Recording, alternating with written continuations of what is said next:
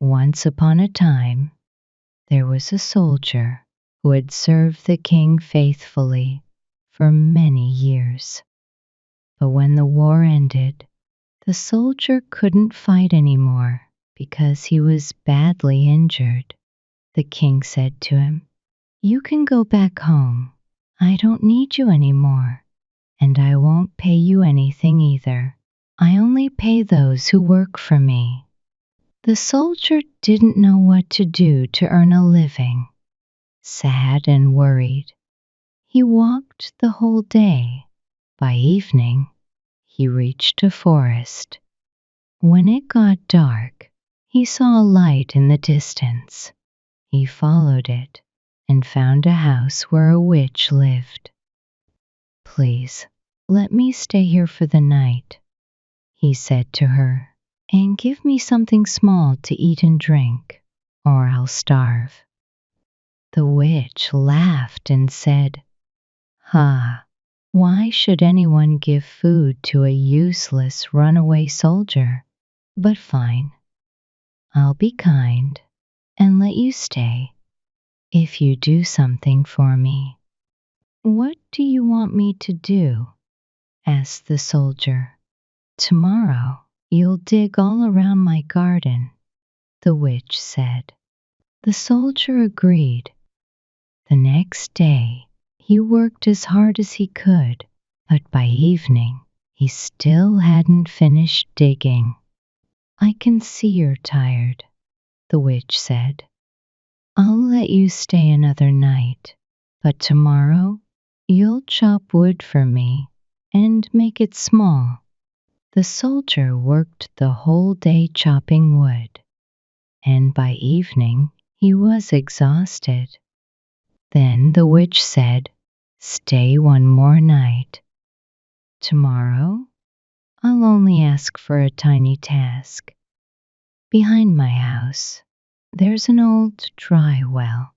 My special light fell down there. It's blue and it never goes out. You just need to bring it back up for me." The next morning, the witch took the soldier to the well. She lowered him down in a basket, and he found the blue light. He signaled for her to pull him back up, but when he was near the top, the witch stretched out her hand to grab the blue light. "No," said the soldier, realizing she had bad intentions. "I'm not giving you the light until I'm safely standing on the ground." The witch got angry, let go of the rope, and the soldier fell back into the well. Then she walked away, leaving him there. Luckily, the soldier landed softly on the wet ground, and the blue light was still burning. But what good was it? He knew he couldn't get out and thought he would die there. Feeling hopeless, he sat for a while. Then he checked his pocket and found his old pipe, which still had a little tobacco. "Well, this will be my last pleasure," he said to himself. He lit the pipe with the blue light and started smoking. Suddenly, as the smoke filled the air, a small black dwarf appeared in front of him. "Master, what do you command?" the dwarf asked. The soldier stared at the dwarf, surprised. "What? I don't have any commands for you." "I must do whatever you tell me to," said the little man. "All right," the soldier said. "Then first get me out of this well." The little man took him by the hand and led him through a secret underground tunnel. On the way, the dwarf showed him all the treasures the witch had hidden there. The soldier happily grabbed as much gold as he could carry. Once they were above ground, the soldier said, "Now go and capture the old witch. Bring her to the judge." Not long after, the witch came screaming and crying, riding fast on a wild black cat. Soon the dwarf returned and said, "It's done. The witch is hanging on the gallows. What else can I do for you, master?" "For now, nothing," replied the soldier. "Go back, but be ready if I need you again. All you have to do is light your pipe with the blue light, and I'll appear right away," said the little man. Then he vanished. The soldier returned to the town where he had come from.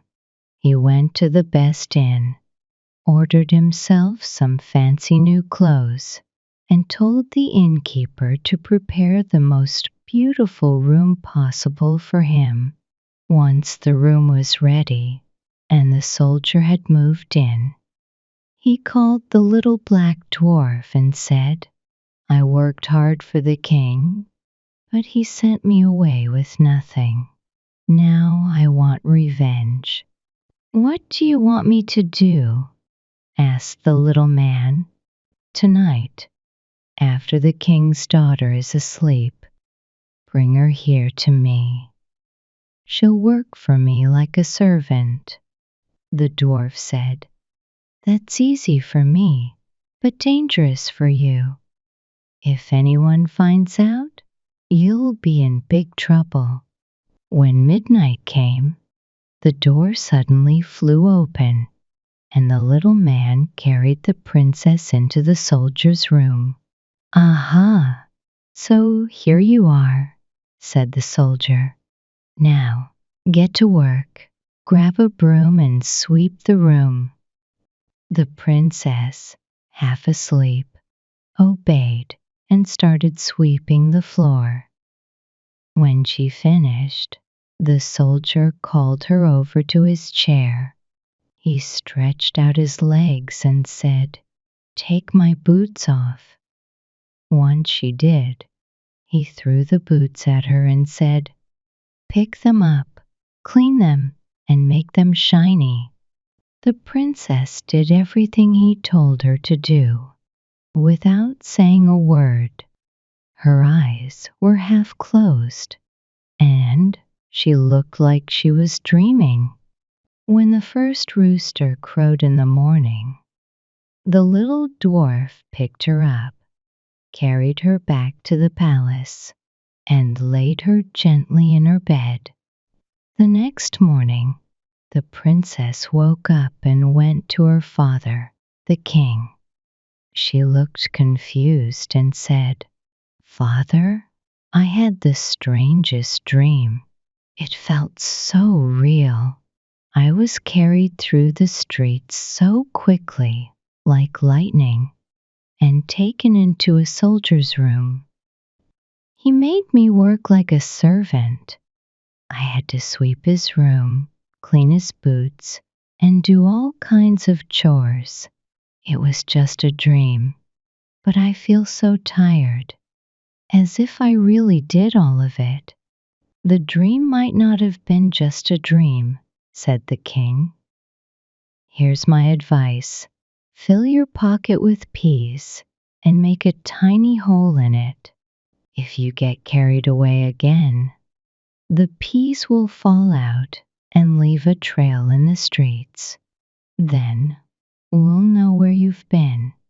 What the king didn't realize was that the little dwarf was standing right next to him, invisible, and heard everything he said. That night, when the princess was once again carried through the streets, peas did fall out of her pocket, but the clever little dwarf had already scattered peas on every single street in town. So, when morning came, there was no way to follow a trail. Just like before, the princess had to do all the soldiers' chores until the rooster crowed. The next morning, the king sent his servants to search for a trail of peas, but it was no use. In every street, children were sitting and picking up peas, saying, "Wow, it must have rained peas last night." The king shook his head and said, "All right, we'll try something else. Tonight, wear your shoes to bed, and before you come back from wherever you're taken, hide one of them there. That way, I'll be able to find the place." But once again, the little black dwarf overheard the king's plan. That night, when the soldier asked him to bring the princess again, the dwarf told him, "This time I can't stop her plan. If they find her shoe in your room, things will end badly for you." The soldier just said, "Do as I tell you." So, for the third night, the princess was brought to the soldier's room and made to work like a servant. But before the dwarf carried her back, she hid one of her shoes under the bed. The next morning, the king ordered his servants to search the entire town for the princess's shoe. It didn't take long to find it in the soldier's room. Meanwhile, the soldier had been waiting outside the town gate, as the dwarf had suggested, but he was quickly caught and thrown into prison. In his hurry to escape, the soldier had forgotten the most important things: the blue light and all his gold. He only had one small gold coin in his pocket. Now, locked in chains, he stood at the tiny window of his prison cell. As he looked out, he saw one of his old soldier friends passing by. The soldier tapped on the window and called out, "Hey, can you do me a favor? I left a small bundle at the inn. If you bring it to me, I'll give you this coin." His friend ran to the inn, found the bundle, and brought it back. When the soldier was alone again, he opened the bundle, took out the blue light, and lit his pipe. Instantly, the little black dwarf appeared. "Don't worry," the dwarf said calmly. "No matter what happens, just take the blue light with you. I'll take care of the rest." The next day, the soldier was taken to court.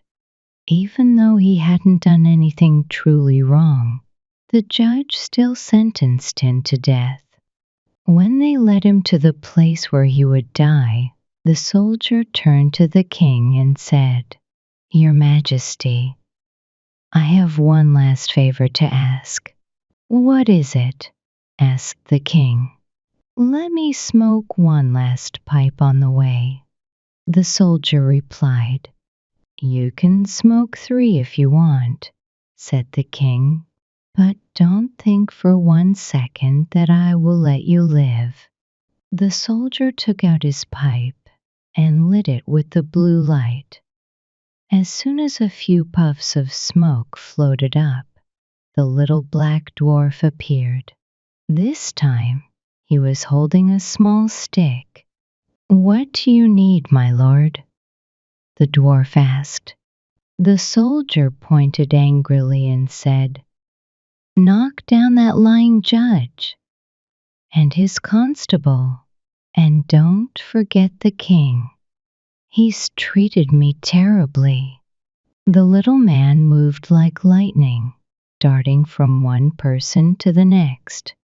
With just a touch of his stick, anyone he hit fell straight to the ground and didn't dare move again. The king was terrified. He fell to his knees and begged the soldier for mercy. "Please spare my life," the king cried. "I'll give you my kingdom. You can have everything, even my daughter as your wife. Just don't hurt me." The soldier thought for a moment, then agreed. He let the king live and took the kingdom as his own. And, of course, he married the princess.